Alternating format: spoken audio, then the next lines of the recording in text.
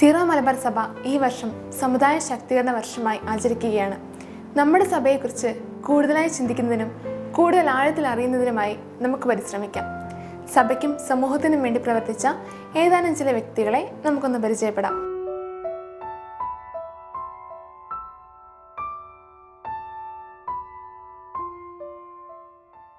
കേരള കർമ്മലീത്ത സഭയുടെ സഹസ്ഥാപകനും വിശുദ്ധ യൗസേപ്പിനോട് തികഞ്ഞ ഭക്തിയും പുലർത്തിയിരുന്ന പോരൂക്കര തോമാ മൽപ്പാനെ കുറിച്ചാണ് നാം ഇന്ന് അറിയുവാൻ പോകുന്നത്.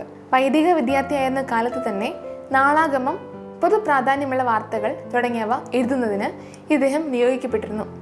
വിശുദ്ധ യൗസേപ്പിനോട് പ്രത്യേക ഭക്തി പുലർത്തിയിരുന്ന തോമാ മൽപ്പാൻ സ്വന്തം ഇടവകയായിരുന്ന ചമ്പക്കുളം കല്ലൂർക്കാട് പള്ളിയിൽ കൊച്ചച്ഛനായിരിക്കെ വിശുദ്ധ യൗസേപ്പിനോടുള്ള ഭക്തി വർദ്ധിപ്പിക്കുവാൻ ഒരു സഖ്യം സ്ഥാപിക്കുകയും യൗസേപ്പ് പിതാവിൻ്റെ തിരുനാൾ നടപ്പിലാക്കുകയും ചെയ്തു.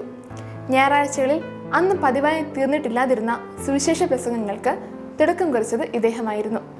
സംഗീതോപകരണങ്ങളിൽ പരിശീലനം നേടിയ ഒരു ഗായക സംഘത്തെ ചിട്ടപ്പെടുത്തി അവരുടെ സഹകരണത്തോടെ ദേവാലയ കർമ്മങ്ങളെ ഏറ്റവും ഭക്തിസാന്ദ്രമായും സമാകർഷകമായും രൂപപ്പെടുത്തിയത് ഇദ്ദേഹമാണ്.